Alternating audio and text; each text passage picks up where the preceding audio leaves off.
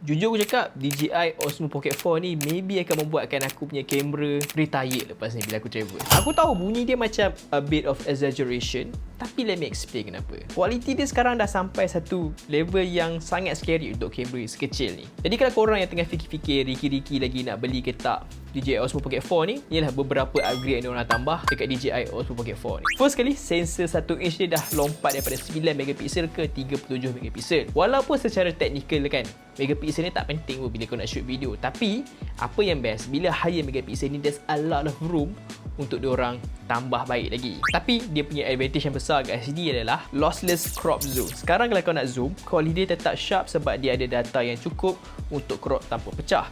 Sangat berguna bila kau nak ambil shot yang lebih tight tapi malas nak gerak rapat ke subjek tu. Yang kedua pula, upgrade yang paling aku suka sebagai orang yang kaki color grade ni, first kali dia ada 14 top dynamic range dan satu lagi true 10-bit D-Lock. Bukan D-Lock macam dulu, full D-Lock kat sini. So, dia lebih flat lah. Tapi kalau kau tanya aku apa beza Osmo Pocket 3 dan juga Osmo Pocket 4 ni, tak adalah beza sangat. Tapi dia macam ni.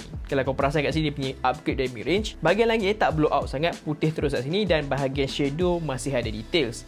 Masa aku shoot kat Yunnan hari tu, kualiti color dia nak kena lie hampir setanding dengan footage S-Log 3 daripada Sony ZV-1 aku ni. Cuma tak adalah bokeh melampau macam full frame, tapi untuk setup seringan ni is a total game changer sebenarnya. Dan yang ketiga pula, UI pun sekarang lagi pro. Kau dah boleh control white balance dengan tint secara manual terus dekat screen tu. Dan DJI macam tahu-tahu je perangai kita sekarang ni, dia bagi built-in storage 107GB. Lepas ni kalau korang tertinggal SD card yang kecil dekat korang punya benda ni, tak ada masalah sebab dia ada built-in storage. So, that's not gonna be a problem. Even kalau kau shoot 4K 30 pun, kau ada 1 jam untuk shoot the whole thing. So, not gonna be a problem here, trust me. Dan last kali benda yang aku tak pernah guna sangat pun masa kat Osmo Pocket 3 adalah Active Track yang terbaru, iaitu Active Track 7.0. Dia bukan takat boleh track muka orang je sekarang, tapi kau boleh juga buat cinematic product shot dekat sini. Dia boleh lock pada objek tu dengan sangat smooth. So that's really nice ni kat sini. Akan aku try dengan few product and it actually works really well kat sini. So yeah, kalau korang plan nak upgrade untuk vlogging korang, mungkin korang pakai phone dan korang rasa nak something yang dedicated punya vlogging setup, Osmo Pocket 4 ni is actually really good sebenarnya. Tapi kalau korang nak jimat, Pocket 3 pun still good je. Cuma kalau kau macam aku akan go for 4 sebab dia punya full D-Lock experience kat sini. So, apa pandangan korang?